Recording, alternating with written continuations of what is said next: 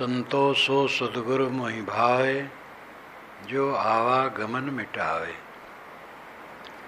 डोलत डिगे न बोलत बिसरे, अस उपदेश सुनावे। बिन भ्रम हठ क्रिया से न्यारा, सहज समाधि लगावे। द्वार न रोके पवन न रोके, न अनहद उर्झावे। ये मन जहाँ जाए तहाँ निर्भय, समता से ठहरावे। कर्म करे और रहे अकर्मी, ऐसी युक्ति बतावे। सदा आनंद फंद से न्यारा, भोग में योग सिखावे। तज धरती आकाश अधर में, प्रेम मड़ैया छावे। ज्ञान सरोवर शून्य शिला पर, आसन अचल जमावे। कहें कबीर सो सद्गुरु सांचा, घट में अलख लखावे। संतो सो सद्गुरु मोहि भावे, जो आवागमन मिटावे। सद्गुरु हमें इसलिए प्यारा है क्योंकि वो आवागमन को मिटाने का रास्ता बताता है। भटकने का रास्ता जो है छुड़ा देता है। आवागमन का मिटना है मन का शांत होना। ये मन का भटकना आवागमन है। मन का उलझा रहना आवागमन है।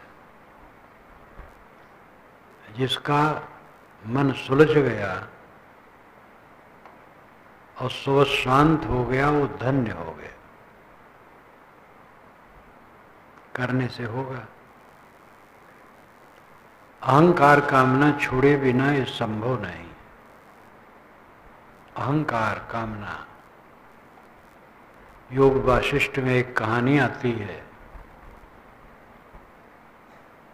राजा और रानी का। राजा शिखध्वज, रानी चूड़ाला। विवाह जब होता है, रानी घर में आती है। रानी आत्मज्ञानी है, राजा देहाभिमानी है। और रानी बार बार उसको आत्मज्ञान की बात बताती है। बहुत दिनों के बाद उसको ग्लानि होती है राजा को, और वो राजकाज छोड़ के तपस्वी हो जाता है, जंगल चला जाता है। कुछ दिनों के बाद रानी जाती है देववेश बना करके और कहती, राजन शांति मिली? कहे नहीं मिली। कहे त्याग करो। तो सोचता है क्या त्याग करूं, राजकाज सब छोड़ दिया, एक झोपड़ी में रहता हूं, झोपड़ी छोड़ दिया और दंड कमंडल लेके घूमने लगा। साल भर के बाद फिर चुड़ाला आई। राजन शांति मिली? देव शांति नहीं मिली। कि त्याग करो। कहे अब दंड कमंडल पोथी जो कुछ रहा रख करके जला दिया। लंगोटी पहन के घूमने लगा। साल भर के बाद आई।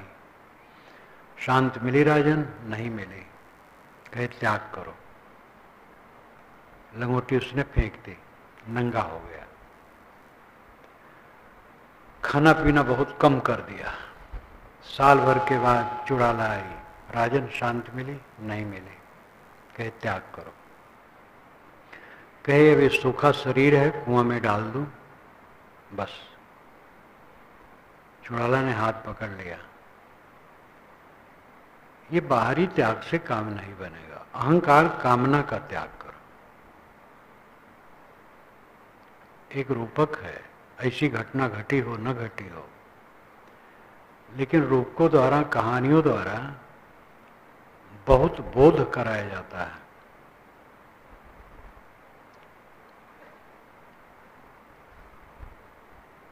अहंकार और कामना, ये दो हमारे कांटे हैं, हमारे आप के सब के ही कांटे हैं।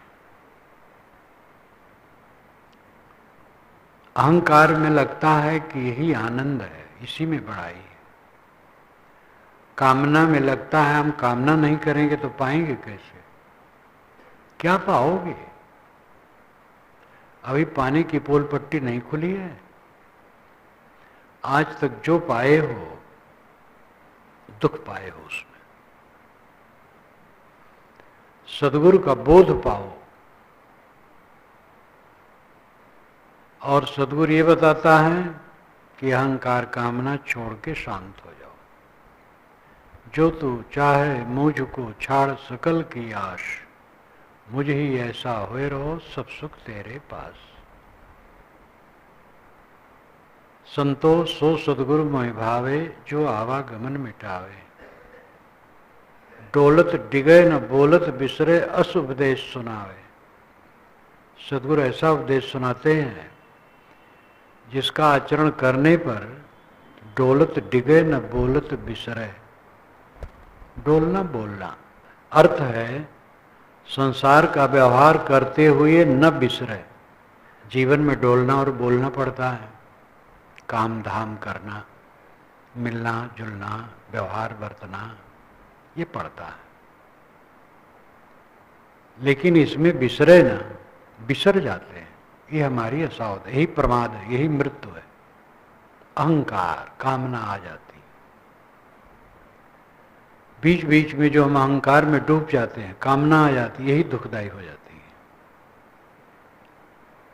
निरंतर जागरूक साधक कल्याण करता है।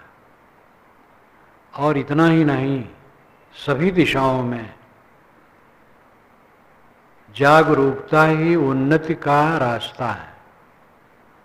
जागरूक किसान खेती अच्छी करता है। आलसी प्रमादी गांव वाले माधो माधो करके खूब लेवा लगा रहे हैं, हिंगा रहे हैं, बो रहे हैं। 2.5 13 कार्तिक 3 आषाढ़, 13 दिन में कार्तिक में रवि की बुवाई पूरी हो जानी चाहिए और 3 दिन में आषाढ़ की बुवाई। जैसे पहले यहाँ स्थित थी, जोत गोड़ करके मिट्टी ठीक रखते थे जेठ में, और पानी बरसता था जब बोने के समय में, खूब पानी बरस गया तो कितने खेत जोते नहीं जाते थे। जोत करके मिट्टी तो वैसे ही राख हो गई रहती है। पानी बरसा, बस हेंगा दिए और बीज फेंक दिए। 3 दिन में आषाढ़ की बुवाई हो गई। अब जो खा करके सोया है चादर तान करके दिन ही में, क्या खेती करेगा? किसी दिशा में निरंतर जागरूकता और श्रम उन्नति का रास्ता है।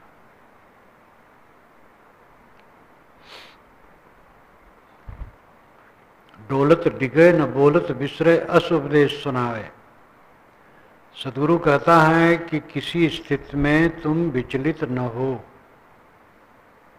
सेवा का काम करो विनम्र होकर, कहीं अकड़बाजी न करो, बेरुखी बात न करो, कट न बोलो, अहंकार न करो, मीठा बोलो, झुक के रहो, कुछ न चाहो, बस सब कुछ आपका हो जाएगा। और जहां कुछ चाहोगे दरिद्र हो जाओगे। निष्काम निर्माण, निर्माण हो जाए तो निष्काम अपने आप हो जाएगा, निष्काम हो जाए निर्माण अपने आप हो जाएगा। डोलत डिगे न बोलत बिसरे, ये व्यवहार में अध्यात्म की निरंतरता के लिए संकेत है। व्यवहार में अध्यात्म खंडित हो जाता है, क्योंकि बीच बीच में हमारा अहंकार जग जाता है, कामना जग जाती है, हम भटक जाते हैं। ज्ञान का प्रमाद बहुत दुख देता है। जो हम जान गए हैं बस मान लेते हैं पूरा हो गया। जान लेने से काम न बनेगा, जागरूक रहने से काम बनेगा। कब फिसले, कब फिसले, फिसले फिसले फिसले। सावधान, डोलत डिगे न बोलत बिसरे, अस उपदेश सुनावे। बिन भ्रम हठ क्रिया से न्यारा सहज समाधि लगावे। भ्रम न हो, बोध के विषय में भ्रम न हो, जीवन निर्वाह के विषय में भ्रम न हो, अंतिम अवस्था के लिए भ्रम न हो, संशय ग्रंथि का छेदन हो, आत्मा से अलग कोई परमात्मा है वो मिलेगा कि आत्मा ही परमात्मा है, मोक्ष धाम कोई होता है, कहीं जाना है, ये भ्रम मिट जाना चाहिए। आत्मा परमात्मा है, मिलना कुछ नहीं। मिलते मिलते तो हम बहुत दुखी हो गए। अध्यात्म है अनमिल हो जाना, मिलना बंद। वासना त्याग करके शांत होना, मिलना बंद ही तो स्थित है।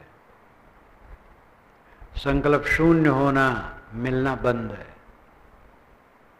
याद न करो जाहि समय कुछ याद नहीं, ताहि समय दुख कौन।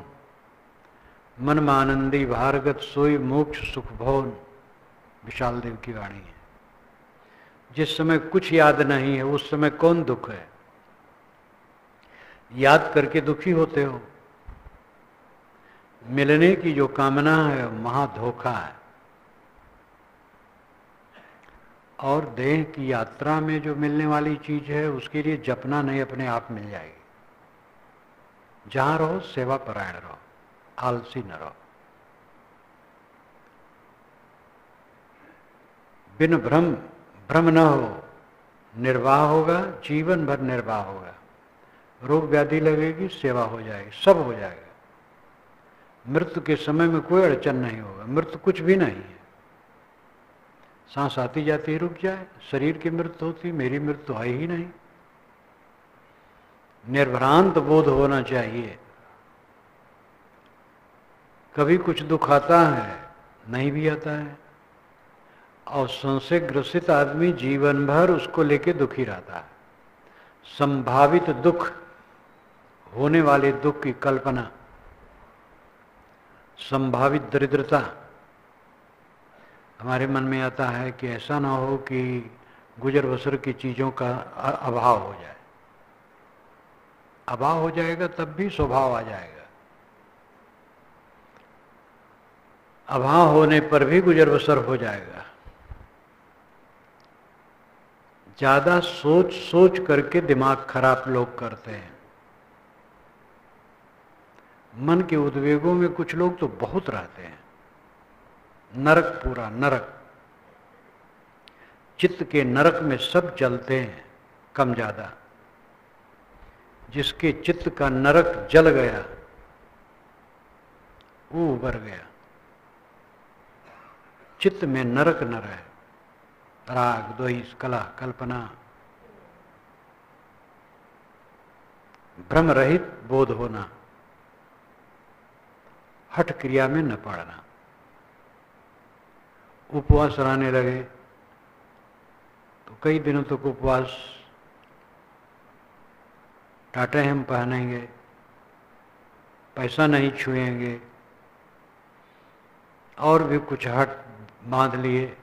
ये हठ ठीक नहीं। हठ योग साधते हैं लोग। ज्ञानियों ने हठ योग को कभी नहीं स्वीकारा है, राज योग को स्वीकारा है। चित्त निरोध। तो हठ क्रिया से रहित रहे, हठ धर्मी न रहे, सरल रहे, कोमल रहे। कहीं किसी से बात हो गई, हठ कर लिए, बैर बांध लिए उससे, हठ न बांधो। बिन ब्रह्म हठ क्रिया से न्यारा सहज समाधि लगावे। सहज समाधि के दो रूप हैं, इस पर चर्चा बराबर की जाती है।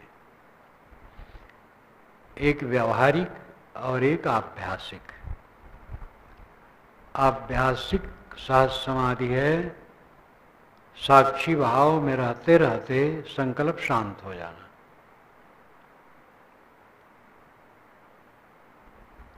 सुबह सुबह कोई भी संकल्प उठे, उसकी दृष्टा हो कि उदास हो जाओ, शांत हो जाएगा। दृष्टा हुए कि दृश्य शांत हुआ।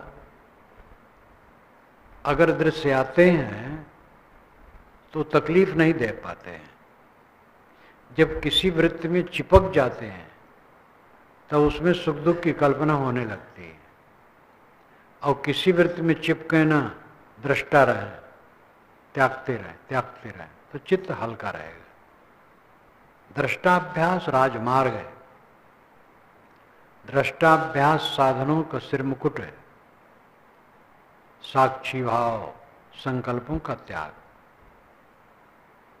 जिसका पूरा अभ्यास होता है, उठते बैठते चलते फिरते भी संकल्पों का त्याग करता रहता है। वो किसी निरर्थक संकल्प में चिपकता नहीं है। कोई काम की चीज हो, विचार करना अलग बात है, नहीं तो वो संकल्पों में नहीं उलझता है। संकल्प शांत होते रहते हैं तो चित्त शांत रहेगा। अभ्यास काल में बैठा है, संकल्प को त्याग दिया और निसंकल्प हो गया, ये सहज समाधि। आपका सहज स्वरूप चेतन है। चेतन मात्र रह जाना सहज समाधि है। और जब मन के विचार रहेंगे तो शुद्ध चेतन की स्थिति नहीं रहेगी। विचार शांत हो गए तो ये सहज समाधि है। आत्म अस्तित्व मात्र रह जाना सहज समाधि है। सहज समाधि लगावे। व्यवहारिक सहज समाधि है विकार विहीन रहना। खाते पीते, उठते बैठते, चलते फिरते, काम धंधा करते, हंसते बोलते, मन में विकार न हो। क्रोध, काम, लोभ, द्वेष, ईर्ष्या, छल, कपट, चिंता, उद्वेग मात्र का अभाव। जितने मनोविकार हैं, अनुकूल प्रतिकूल, सब उद्वेग हैं। और जितने उद्वेग आते हैं जड़धारित हैं। ये दृश्यावली को लेकर के आते हैं और दृश्य क्षण क्षण लुप्त होने वाले हैं। उद्वेग शून्य रहना, संकल्प शून्य रहना, ये दोनों दो स्थितियां। जब संकल्प शून्य हो गया, ये आभ्यासिक सहज समाधि है। और उद्वेग शून्य है तो व्यवहारिक सहज समाधि। आभ्यासिक सहज समाधि कुछ समय के लिए होगी, जहां पर चित्त शांत है। वो क्षण आपके जीवन का सबसे अधिक मूल्यवान है, जिस समय आप कुछ नहीं सोचते हैं। एकदम शांत चित्त, पूरा जागृत है, नींद नहीं है, तंद्रा भी नहीं है, लेकिन संकल्प कुछ नहीं है। ये समय जितना आपका हो सके बढ़े, ये आपका असली जीवन है। व्यवहार में हैं, काम धंधा करते हैं, विचार है, उद्वेग नहीं। ये जीवन का सुख है। इस पर जोर दो। इसमें बाधा है अहंकार और कामना।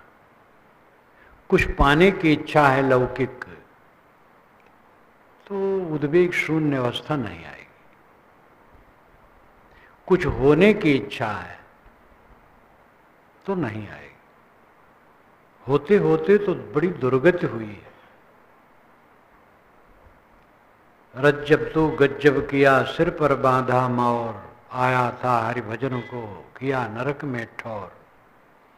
रज्जब सत्संगी साधक नवयुवक थे, वैराग की बात करते थे। लोगों ने समझा बुझा करके सिर पर मोर बांध दिया। विवाह रचना हो गई, गुरु को मिले। गुरु ने कहा, मूर्ख आदमी, रज्जब तो गज्जब किया, सिर पर बांधा मोर, आया था हरिभजन में, किया नरक में ठौर। तो उसी समय उद्दरण हो गया, एकदम विरक्त हो गया। ये तो उदाहरण है। हम सब रज्जब हैं और गज्जब करते हैं, गजब करते हैं कि इस दुनिया में भूल जाते हैं। कुछ होना चाहते हैं और होना जितना नकली है। बनना पाना सब नकली है। जो हो बस उतना काफी है। शुद्ध चेतन हो बस, निर्विशेष, उसी दशा में रहो तो व्यवहारिक सहज समाधि उद्वेग शून्यता है। सहज समाधि लगावे, द्वार न रोके पवन न रोके, ना अनहद उर्झावे। द्वार रोकने का अर्थ है इंद्रियों को बंद करना। ऐसी मुद्रा होती है जिसमें दोनों आंखें बंद, दोनों नाक बंद, दोनों कान बंद, टट्टी पेशाब की जगह को दोनों पैर के गुल्फों से दबा दिया जाता है। वज्रासन। साहब कहते इसकी जरूरत नहीं, सहज आसन से बैठो। ध्यान में आंखें बंद होना अच्छा है। नींद की संभावना हो तो अर्ध उन्मीलित हो,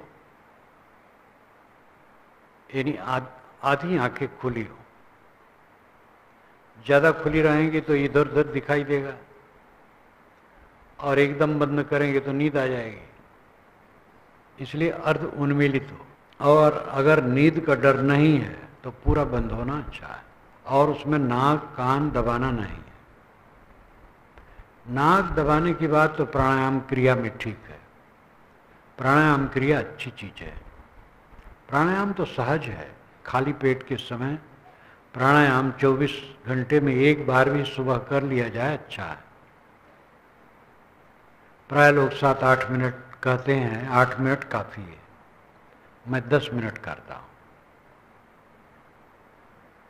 प्राणायाम तो मैंने शुरू किया था 14 वर्ष की उम्र से। प्राणायाम बहुत हितकर है। तो प्राणायाम क्रिया में नाक दबाना वो ठीक है, लेकिन ध्यान में बैठे तो नाक दबाने की कोई आवश्यकता नहीं है। द्वार न रोके पवन न रोके। पवन रोकना वही हवा रोकना, इसकी भी जरूरत नहीं है। ना अनहद उर्झावे। अनाहत नाद सुनने की उलझन में भी न पड़े। अनाहत नाद या कोई भी क्रिया योग आरंभिक साधना के लिए ठीक है। चंचल मन को स्थिर करने के लिए कोई आधार चाहिए, और आरंभिक साधक तुरंत छलांग लगा के साक्षी भाव में नहीं ठहर पाएगा। संकल्प शून्य तो बहुत ऊंची चीज है, साक्षी भाव में भी नहीं ठहर पाएगा। वो कुछ अभ्यास के बाद तब साक्षी भाव में ठहर पाएगा। विशेष योग्यता की बात अलग है। जिसका वैराग तीव्र है, समझ तीव्र है, तो जल्दी से साक्षी भाव में ठहर सकता है। इसलिए दृष्टि योग, स्वर योग, नाद योग, बिंद योग, ये सब खूंटे हैं मन को बांधने के लिए। बंद आंखों में जो दिखाई दिया उसी में मन रोकते हैं, दृष्टि योग है। सांस पर मन ठहराते हैं, स्वर योग है। दोनों कानों के बंद करने पर जो आवाज सुनाई देती है, नाद योग है, उसी में मन ठहराना।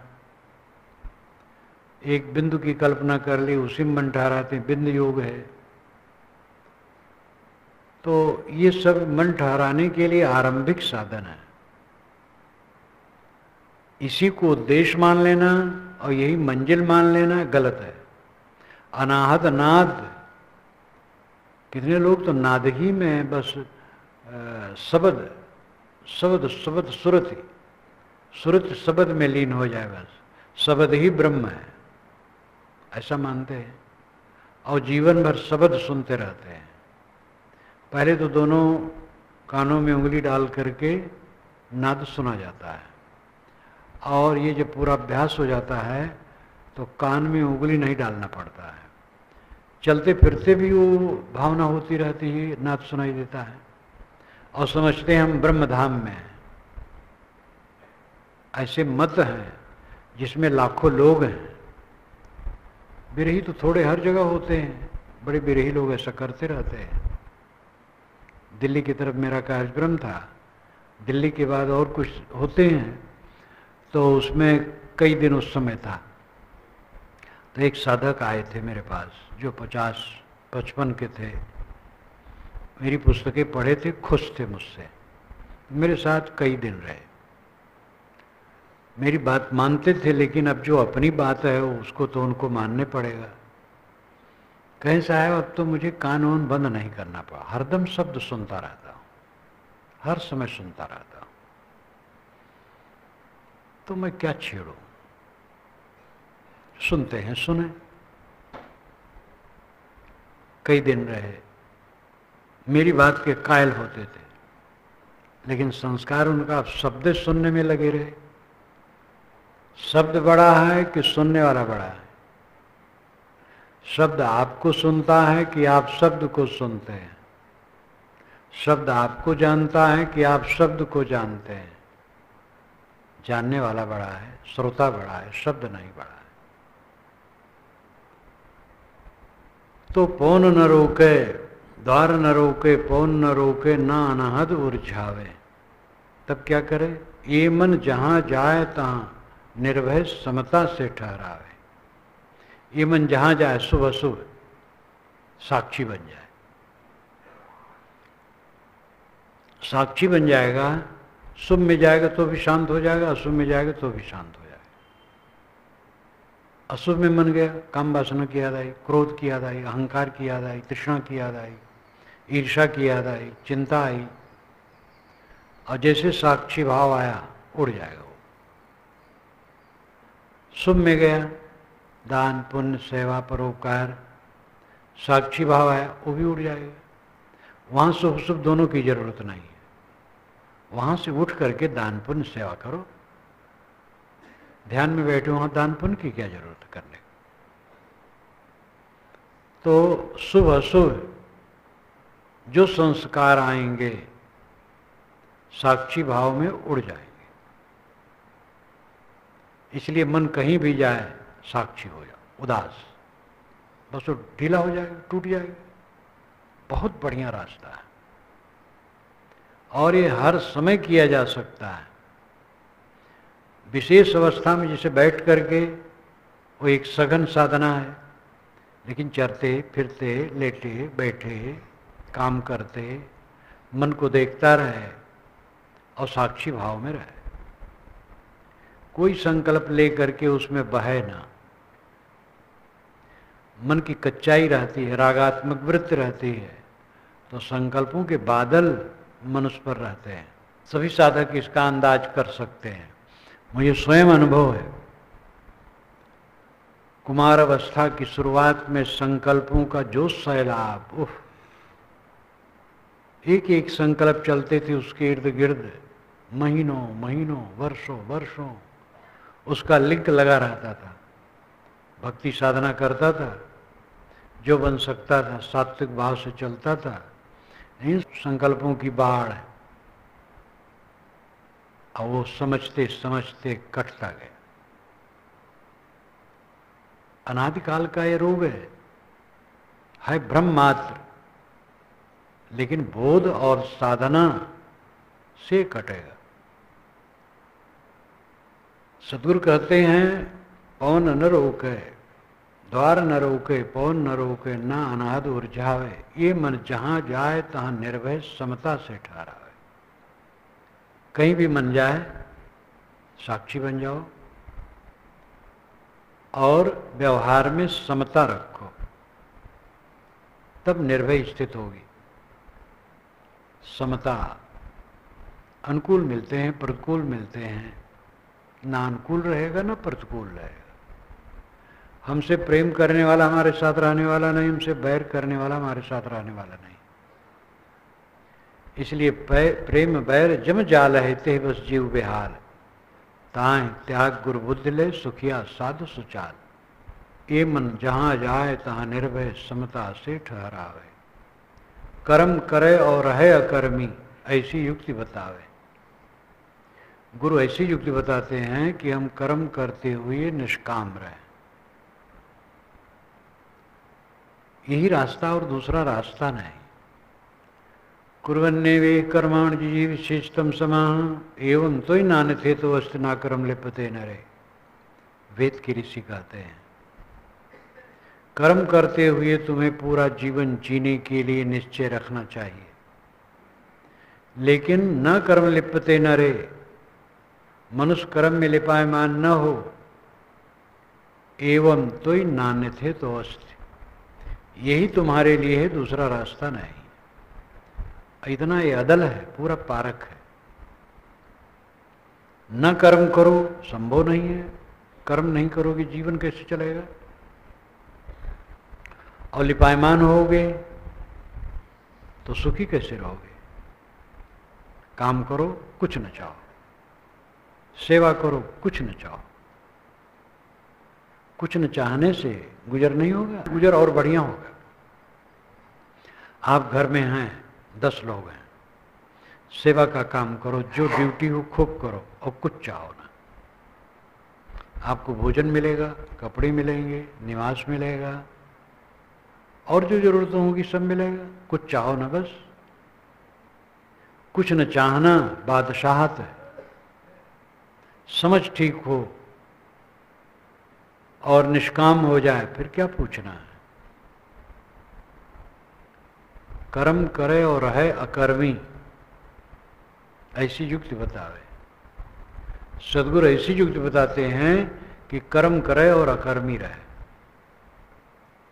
न कर्म लिपते नरे, नर कर्म में लिपायमान न हो। वेद के 2 मंत्र आगे पीछे हैं। ईशावास्यमिदं सर्वम यत्किंच जगत्याम जगत तेन तिक्तेन भुंजीता मां गृद्ध कस्य धनम। ईशावास्यम इदम सर्वम, इदम सर्वम ये सब में, यत्किंच जितना जो कुछ, जगत्याम जगत जगत में जगत है, ईशावास्यम सब में ईश्वर बसाने योग्य है। मान लेना चाहिए सब जगह ईश्वर बैठा है। ये एक बढ़िया कल्पना है। और बैठा तो है ही है, घट घट में तो वही बैठा है। तेन तिक्तेन भुंजीता, तेन तिक्तेन भुंजीता, संसार की चीजों का त्याग पूर्वक भोग करे। यहां भोग का अर्थ है गुजर बसर। भोग मतलब काम भोग और अंडा मांस मछली उड़ाना और सिनेमा हॉल में जाकर के मस्त रहना, ये सब नहीं है। भोग का अर्थ है जीवन गुजर। तेन तिक्तेन भुंजीता मां गृद्ध, मां नाम नहीं, गिरधा नाम लोभ। लोभ न करे, लालच न करे। कस्य सिद्धनम, धन किसका है, किसी का नहीं है। तब कुर्विन्ने में कर्माणि जीविषेतम समा, कर्म करते हुए पूरा जीवन जीने की इच्छा रखो। और तुम्हारे लिए एक ही रास्ता है, कर्म करो और लिपायमान न हो, आसक्ति न बनाओ। परिवार पालो, मोह न करो। जो अपनी वस्तुएं हैं उनकी सुरक्षा करो, ममता न करो। सुरक्षा किए बिना कैसे काम चलेगा। जिम्मेदारी है, आपका घर है, आपका आश्रम है, आपका परिवार है। कुछ न मानो तो अपना शरीर की रक्षा करना पड़ेगा। और मानना पड़ेगा, बाहर की चीजें भी माननी पड़ेगी। वो भी तो लिंक लगा है शरीर के साथ और साथी, और साथियों के साथ व्यवहार। कर्म करे और रहे कर्मी, ऐसी युक्ति बतावे। सदा आनंद फंद से न्यारा, भोग में योग सिखावे। विवेकवान सदैव आनंदित रहते हैं, वे फंद से न्यारा रहते हैं। जो फंद से न्यारा रहेगा वो आनंदित रहेगा, जो फंदा में रहेगा वो आनंदित नहीं रहेगा। फंदा फांसी, राग द्वेष की फांसी। राग द्वेष की फांसी पर जो लटका है उसके चित्त में आनंद कहाँ है। राग द्वेष की फांसी जिसकी कट गई सदा आनंदित है। भ्रम से लगता है कि दूसरे के कारण हम दुखी हैं, और भ्रम में उल्टी बुद्धि होती, समझ में नहीं आता है। और वही साधक जब समझ लेता है और अपने मन के भ्रम को छोड़ देता है और मन निर्मल हो जाता है, तो वो देखता है कि नाहक में मैं दुखी था, दूसरे को मानकर। दूसरा तो अपने अपने ढंग से सब हैं, वो सबको हम बदल नहीं पाएंगे, और दूसरे सब खराब नहीं हैं, अच्छे हैं। भाव स्वभाव त्रुटियां सबसे आ जाती हैं। क्षमा करो और क्षमा मांग लो। क्षमा मांगना हर समय कोई जरूरी नहीं कि क्षमा करो अब गलती नहीं करूंगा कहो। गलती न करो वही क्षमा मांगना है।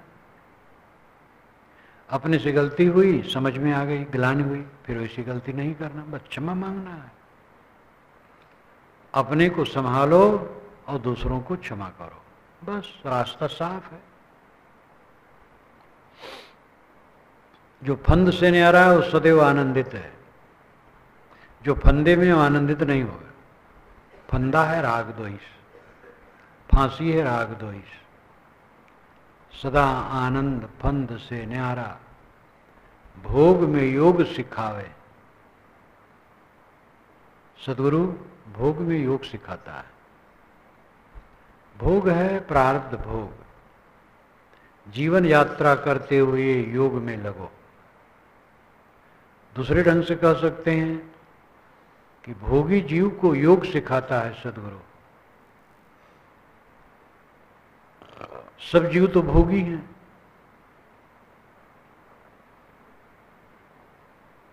उनको योग सिखाता है।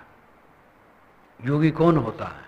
जो पहले भोगी होता है, भोग के बाद तब योग,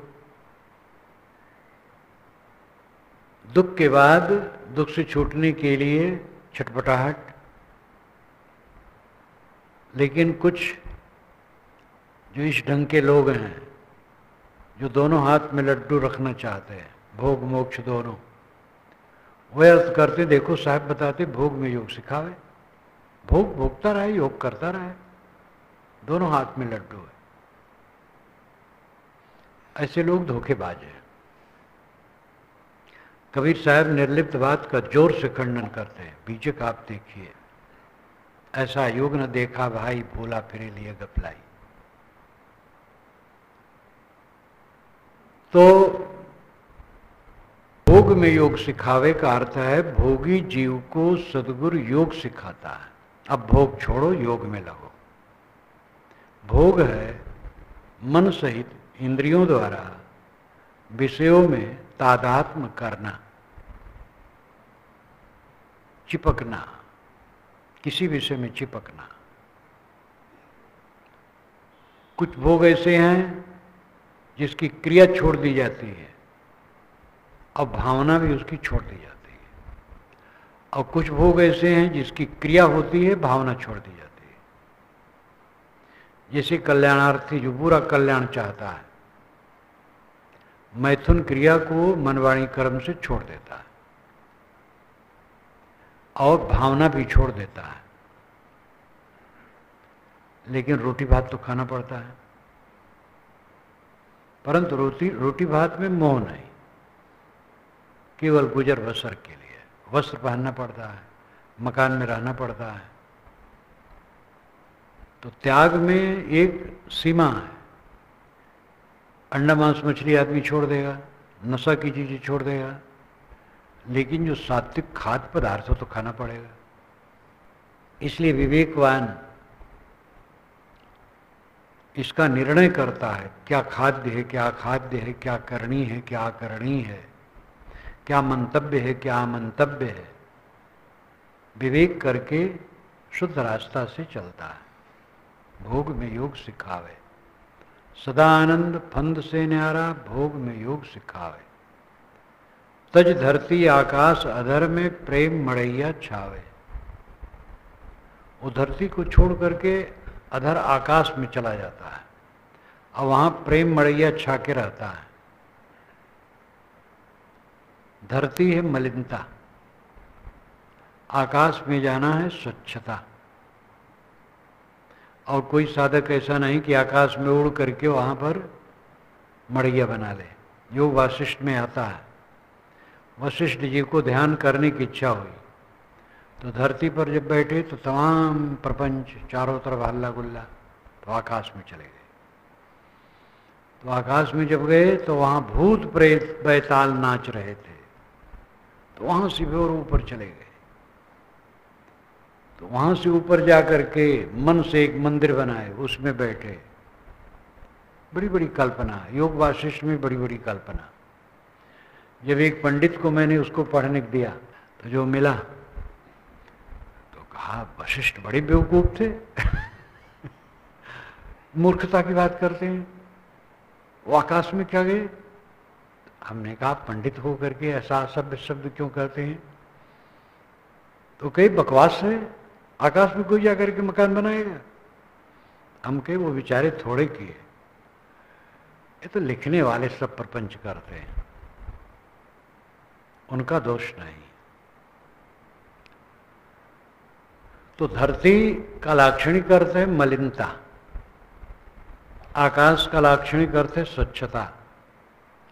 वो धरती को छोड़ करके आकाश में जाके प्रेम मड़ैया छा लेता है और उसी में रहता है। मन की मलिनता छोड़ करके शुद्ध प्रेम में बरतता है, आनंदमय।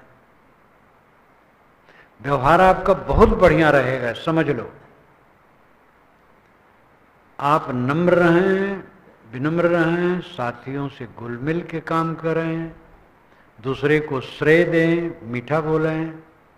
दूसरे से त्रुटि हो जाए तो आप त्रुटि न करें, दूसरा कट भी बोल दे तो आप मीठा बोलें, सेवा करें, सब बढ़िया होगा। किसी से त्रुटि हुई आप और तन गए, आपसे त्रुटि हुई दूसरा तन गया, अब दूसरा तन गया तो उसमें तो कोई बात नहीं, लेकिन आप न तने, स्वयं को देखना है। ये व्यवहार में जंजाल आता है, अपनी असहनशीलता, उसके मूल में अहंकार, यही दुख देता है। जहां तक विवाद कहीं भी हो, दो मनुष्यों में, चार मनुष्यों में, कुछ में अहंकार लड़ रहा और कुछ नहीं।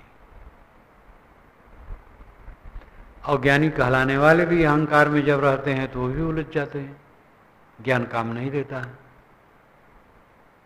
अहंकार शून्य बनो, शीतल बनो। तज धरती आकाश अधर में प्रेम मड़ैया छावे। मन की मलिनता छोड़ करके स्वच्छ ज्ञान के आकाश में जियो। तज धरती आकाश अधर में प्रेम मड़ैया छावे। ज्ञान सरोवर शून्य शिला पर आसन अचल जमावे। ज्ञान स्वरूप ज्ञान का सागर है और उसमें शून्य की शिला है, उस पर अचल आसन जमा लो। ज्ञान सरोवर आत्मज्ञान का सागर है। स्वरूप ज्ञान हो गया, मैं देह से भिन्न निर्मल शुद्ध बुद्ध हूं, देहातीत, जगत प्रपंच से बिल्कुल रहित, मेरे में जगत दृश्य कुछ नहीं है, ये कहाँ कहाँ बाएं बाएं हो रहा कुछ नहीं। ये ज्ञान सरोवर में शून्य शिला, शून्य शिला है संकल्पों की शून्यता, कुछ न सोचना। उसी शिला पर आसन जमावे, कुछ न सोचने की स्थिति में अपने को ले जाए। सभी साधक ये कहते हैं, सभी पहुंचे हुए महापुरुष ये कहते हैं, क्योंकि मंजिल यही है, पहुंचना यही है। पहुंचने का मतलब चल के थोड़े, रुक के। चलते चलते पग थका नगर रहा नवकोश, बीचे में डेरा परा कहूँ कौन को दोष। चलते चलते तो हम थक चुके हैं, अनादि काल से चल रहे हैं लेकिन पहुंचे नहीं। कितनी ग्लानि की बात है, चलते ही रहे अनादि काल से और भटकते रहे। अब रुक जाओ, रुक जाओ, बस पहुंच जाओ। चलोगे तो फिर नहीं पहुंचोगे। चलने का मतलब है चाहना, इच्छा, वासना, शुभ अशुभ में कुछ भी चाहना। गुरु बनने के लिए कितनी लड़ाइयां होती, महंत बनने के लिए, गद्दी के लिए। इनको वैराग्य नहीं है, निरर्थक है। गुरु बनना बुरा नहीं, महंत बनना बुरा नहीं। महंती का सिस्टम जहां है तो महंती दी जाती है जिससे वह उसको निभाएं, सेवा होती है। श्री काशी साहब जैसे अखंड वैरागवान पुरुष महंत बन करके वर्षों काम किए, सब प्रकार की सेवा की। उस समय सिंदखेड़ा की जमीन साथ में नहीं थी, वो अलग थी। 2 बार उन्होंने जमीन खरीद करके और किसानों को दे दिया कि हमें भाई मुनाफा दो, करार कर लिया। आश्रम के निर्वाह के लिए उन्होंने ये काम किया 2 बार अपने जीवन। आखिर में उन्होंने सिंदखेड़ा के महंत छोटे बालक साहब को बुला करके गद्दी दे दी और चल दी। तब से दोनों एक हो गए। नहीं तो उसके पहले छोटे बालक साहब ही बुरहानपुर में वह महंत हुए हैं जो सिंदखेड़ा और बुरहानपुर दोनों के महंत थे। तब से सिंदखेड़ा की जमीन उसमें हो गई, तो तब से धन संपत्ति का उसमें से आना स्वाभाविक हो गया। उसके पहले केवल निराधार था बुरहानपुर आश्रम, लेकिन चलता था, बढ़िया चलता था। यहां ही निराधार है। साधु साधना में रहें तो चलने में कोई कसर नहीं है। जो साधना से नहीं रहते उनका भी चलता है, लेकिन वो ठीक नहीं है। तो श्री काशी साहब 2 बार जमीन खरीद करके अपना खेती नहीं करवाते थे, किसानों को दे दिए और उनसे मुनाफा आता था, गुजर बसर आश्रम के लिए होता था। सब काम करते थे, कराते थे। बहुत तेज थे और बहुत कोमल थे। स्वभाव था थोड़ा फटकार देते थे, लेकिन हृदय बड़ा कोमल था और सब डरते रहते थे। लेकिन सबका मन लगा रहता था उनसे, क्योंकि एकदम सेवापरायण। जब वे फटी जिल्द लोगों की जल्दसाजी कर देते थे, कापी ठीक कर देते थे, बीजक याद कराते थे, बीजक पढ़ाते थे और अद्भुत पुरुष थे। तो महंती होना बुरा नहीं है, लेकिन महंती चाहना बुरा है। गुरु होना बुरा नहीं है। अगर परंपरा गुरु न हो और लोगों को रास्ते में न लगावें तो लोग कैसे लगेंगे? नहीं, गुरु होने के लिए मन में खुलबुलाहट होना और गुरुपद नहीं पाए तो रोने लगना। एक महात्मा गुरुपद नहीं पाए तो रोने लगे, तो लोग समझाए। तो ये सब दुर्दशा है, अविवेक है।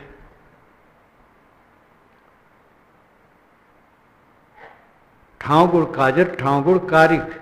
आंख में लगे तो काजल है और गाल में लगे तो कालिक है। सेवा है, बस सेवा है।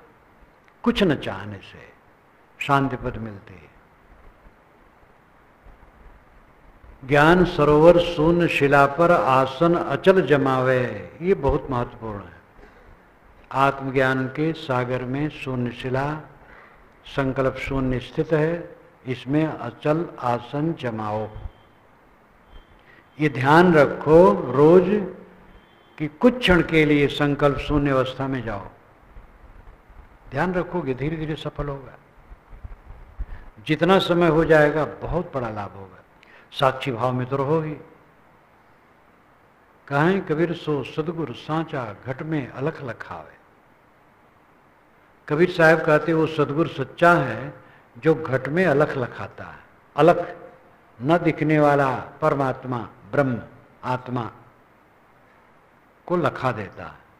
अलख स्वयं आप अलख है, सबको लगते हैं लेकिन स्वयं अलख है। ये तो उदाहरण में भी है। आंखें सबको देखती हैं, खुद को नहीं देखती हैं। जीवन बीत जाता है लेकिन आंखें अपने को कभी देख नहीं पाती हैं। दर्पण में तो केवल प्रतिबिंब दिखता है, आंख थोड़ी दिखती है। आंख का प्रतिबिंब दिख जाता है। आत्मा आत्मा को कैसे देखेगा? आत्मा को देखने का अर्थ है कि जो मैं सबको देखने वाला हूं, साक्षी स्वयं हूं। सबको कौन देखता है? मैं देखता हूं। तो क्या मेरी अनुपस्थित है? मैं तो हूं ही। इस प्रकार अपने स्वरूप भाव में ठहरना अपने को देखना है। भोजन बनाने वाले ने आपसे कहा देखो सब्जी में नमक कैसा है, तो आंख से देखने को थोड़ी कहा। अब आंख से नहीं देख पाए तो चश्मा मंगावे कि भाई चश्मा लाओ देखें नमक कैसा है। ये कोई सोचता है? वो तो जीभ पर रख करके देखा जाता है।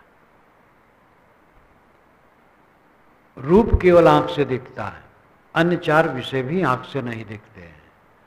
तो आत्म अस्तित्व आंख से कैसे दिखेगा? वही तो सबको देखता है, इसलिए उसको भ्रम नहीं है। अपने को जाना चाहे कहे जो ऐसी बोल, कहीं कबीर सुजेरा भया सो डामाडोल, गुरुदयाल साहब का वचन है। अपने को अलग रख करके जानना चाहे उसको तो डामाडोल है। अरे सबको जानने वाला तू है। सर्व जनैया को कहा जनैया। जो सबको जानता है उसको अलग से जानने की क्या जरूरत है? सबको मैं जानने वाला हूं, मानने वाला हूं। जानना मानना छोड़ करके अपने आप में शांत, यही परम पद है। घट में अलख लखावे, शरीर में रहते रहते अपने आप का बोध सदगुरु कराते हैं।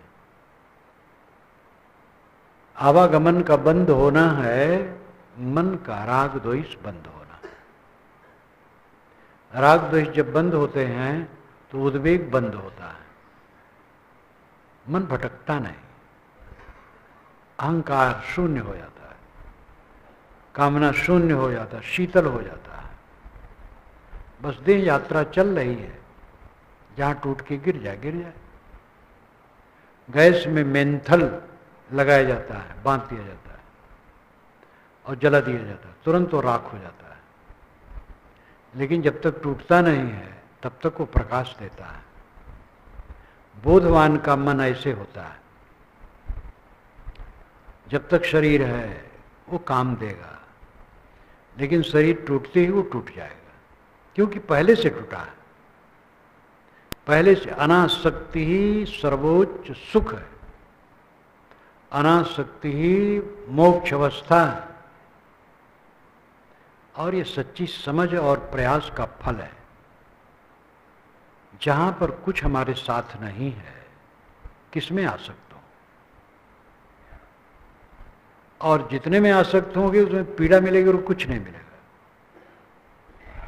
ये समझ करके जो दृढ़ हो गया, सब तरफ से अनासक्त हो गया, बस सब समय मुक्त है। घट में अलख लखावे, सदगुरु इस लंबे पद में आत्मज्ञान की बात, साधना की बात, अनेक संशयों से बचने की बात, बहुत सामग्री दी है।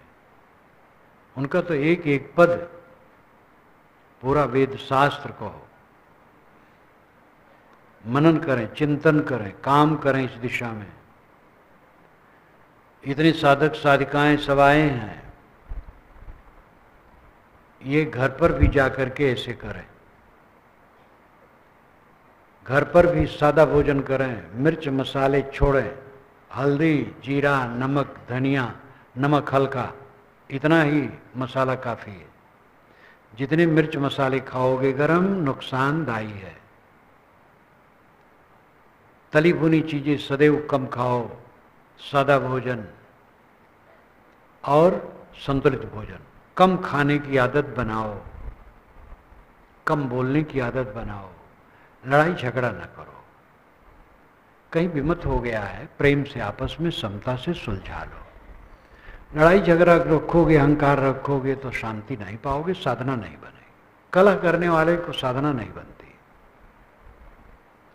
रागत द्वेष रहित रहनी पवित्र रखो, गुजर बसर में संतोष रखो, जो आपके पास से बहुत है।